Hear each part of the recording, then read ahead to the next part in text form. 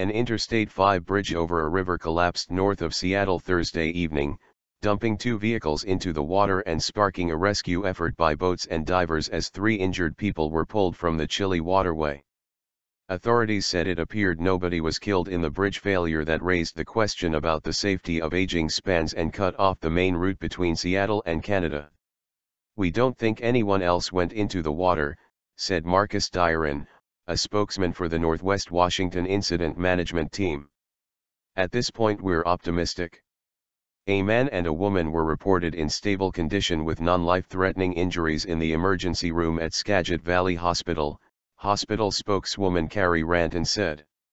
Another man was reported in stable condition at United General Hospital in Sedro-Woolley, hospital CEO Greg Reed said. He said he didn't know whether the man would be admitted. Survivor Dan Sly and his wife were driving their pickup truck when he said the bridge disappeared before them in a big puff of dust. "I hit the brakes and we went off the bridge," Sly told reporters from Skagit Valley Hospital, adding he saw the water approaching. "You hold on as tight as you can. Traffic along the heavily traveled route could be impacted for some time. The I-5 corridor is totally disrupted," said Government Jay Inslee, who went to the scene Thursday night. He said work has already started to design detour, but State Transportation Secretary Lynn Peterson asked people to avoid I-5 in the area for the next several days. Washington State Trooper Mark Francis said a portion of the 4-lane bridge over the Skagit River collapsed about 7 p.m. Jeremiah Thomas, a volunteer firefighter, said he was driving nearby when he caught something out of the side of his eye and turned to look. "The bridge just went down, it crashed through the water," he said. "It was really surreal." It was not known what caused the collapse of the bridge about 60 miles north of Seattle in Skagit County, but State Patrol detectives and the patrol's Commercial Vehicle Enforcement Bureau troopers were talking late Thursday night to a commercial truck driver whose rig was believed to have struck the bridge. "It appears the commercial vehicle made contact with the bridge," Francis said. "Whether it was the cause of the collapse or made contact as the bridge was falling, that will all come out in the wash. But it appears it hit the bridge." The 4-lane bridge was about 50 feet above the water. Deyerin said it appeared that 2 vehicles, a car and a pickup with the travel trailer attached, fell into the river. He said the water depth was about 15 feet, and that the vehicles were half visible in the water, likely are resting on portions of the collapsed bridge. Crowds of people lined the river to watch the scene unfold. "It's not something you see every day," said Jimmy O'Connor, the owner of 2 local pizza restaurants, who was driving on another bridge parallel to the one that collapsed. "People were starting to crawl out of their cars."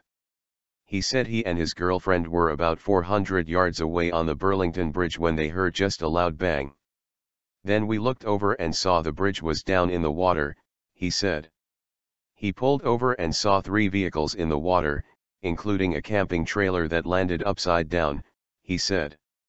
The bridge is not considered structurally deficient but is listed as being functionally obsolete, a category meaning that the design is outdated, such as having narrow shoulders and low clearance underneath, according to a database compiled by the Federal Highway Administration.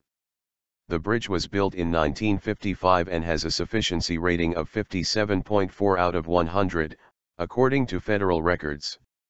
That is well below the statewide average rating of 80, according to an Associated Press analysis of federal data, but 759 bridges in the state have a lower sufficiency score. According to a 2012 Skagit County Public Works Department report, 42 of the county's 108 bridges are 50 years or older. The document says 8 of the bridges are more than 70 years old and 2 are over 80. Washington State was given a C in the American Society of Civil Engineers 2013 Infrastructure Report Card and a C when it came to the state's bridges. The group said more than a quarter of Washington's 7,840 bridges are considered structurally deficient or functionally obsolete. Democratic Republic. Judy Cliburn, who leads the Transportation Committee in the State House, said the bridge wasn't one that has been a focus for lawmakers. "It is shocking that I-5 would have something happen like this," she said.